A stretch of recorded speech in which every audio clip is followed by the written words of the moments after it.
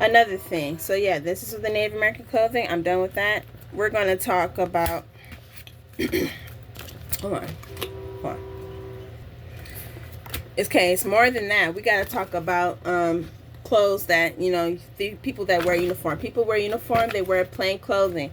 People who go to hospitals and stuff, they wear the same clothing like they always do. People who go into some kind of arts program or ballerina or whatnot or dancing, they wear clothes like this or whatever, just to cover up their stuff. They do uniforms. People wear just the same. Or if you're doing summer beach outwear, I did a video on this, but I took it down because, well, yeah, it wasn't. I don't think no one's gonna wear something like this. But it's just an example of how it was just a sewing project and it had a pocket. But yeah, and then you have what I had showed in the other two pictures last time, how they had wear hoods and stuff and how they try to wear the Native American clothing. They always do that in certain places because that's what they want. Same thing with this one. And if it's not in the night, they're wearing something like this in the day. So yeah, and then you have your uniform, you have your stuff. People in uniform areas, they wear it in the northern part cities, which is close to the county line where there's like people who go to school and stuff. So you see that a lot around. That's for high schoolers, but this one is for middle schoolers. So this is what middle schoolers were wearing in that time, and that's what most uniforms are. They had the logo, they had the khaki pants. That's just what it is. And then I just show how, like, I'm just gonna show this. Well, this is showing what this is. Like, this is what people wear today. Everybody knows that. Everybody was doing that. We were all doing the same thing. We all had uniform. Everybody was the same. Well, this uniform. And this part, this is just summer wear, clothing wear. People will wear their beaters or whatnot, and they would just have they would wear some summer clothing blouse or whatever. But yeah, that's what it was back in the day.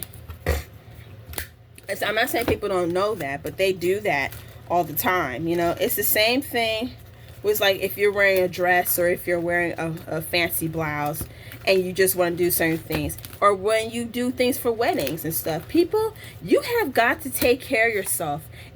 Women have got to take care of their eyelashes, their hair. So I put like how you take care of your eyelashes. If you're going to take care of everything, you need to take care of everything. You need to pluck everything, your eyebrows, your everything. You need your eyes, your nose, your top lip, your bottom lip, your chin, everything. Hair needs to be formed. Same thing for men. Okay, women have to take care of more than men. We have to take care of cheeks. We have to take care of everything. Men, they have to take care and moisturize everything. I don't want to see nothing messed up. This is how you would have to take care. You take care of your skin, take care of your eyes, your eyebrows, your hairline, take care of your chin, your nose, your breath, your teeth, your ears. Take care of everything. Take care of your neck. Girls shouldn't have to see stuff that they don't need to. Take care of everything. You take care of yourself, and you make sure girls like guys that take care of themselves. I shouldn't have to be telling y'all this, okay? It's the same thing with how you wear your clothes. Guys, you need to dress in suits and ties. We need men to wear everything. We need them to show that they wear suits at church and not wearing stupid clothing that they don't have to be wearing, okay? It's more than just about weddings, because that's the natural way of living. Females have to wear dresses and cover up in coats and jackets and pull their hair back, wear some nice flat shoes that are able to walk in, okay? We don't need people acting any old kind of way. We need people to act right, okay? We need people to act civilized.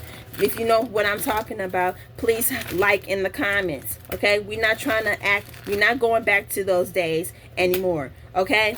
We got people all over the world. This is just locations. I call this the New Jerusalem Citizen Project, because we have people all over the world who have what they bring to the to the forefront in their life's record. So you got people in Iceland, people in Italy, Israel, India, Egypt, Rwanda, South Africa, Venezuela, Guyana, Brazil, California, Alabama, Wisconsin, and people in Greenland. Okay, that's just going around the whole world, okay? Because people got things that they need to do. People with names. I'm just making examples of names and how I see them, okay? And what they mean in their whole place and how they live to me, okay? So I put that, about planting cheeks and lips and everything.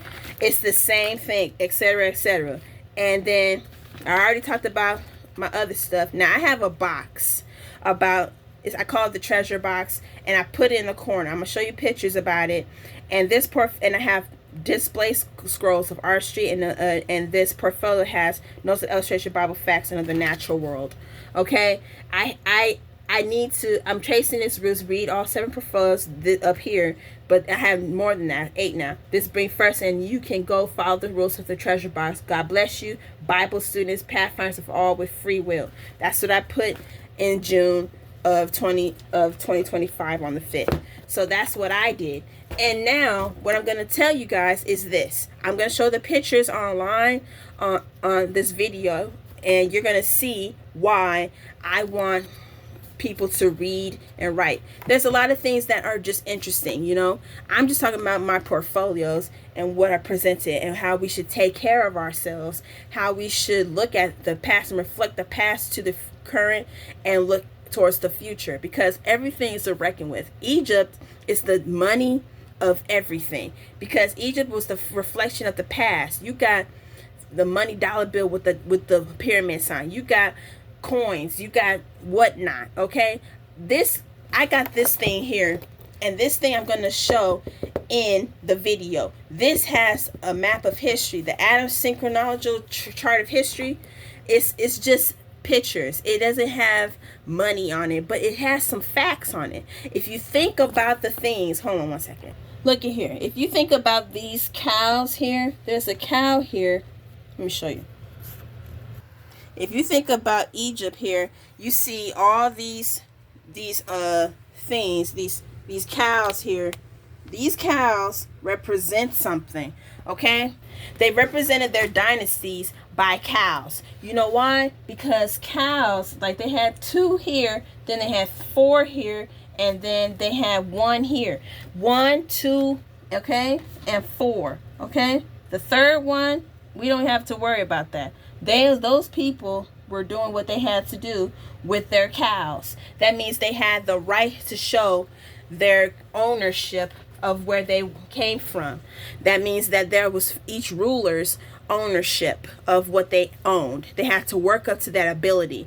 I started with 1, you get 2. The future, 3, 4, 5. They did all of that. Okay, that meant represent rulership, what they had to do, because the chariots had stuff on everything that they did. If you study, my dad studied history, okay, all of those countries. Now, people, my dad was a teacher, but we're not talking, we're talking about the facts, proven facts. In my box, I talk about fruits, vegetables, clothing, and water, but not so much to the extent, most so food, because plant history is everything, how we work the field, agriculture. That's very important. So this video is basically about finding the roots of the problem with agriculture and food, shelter, clothing, and water.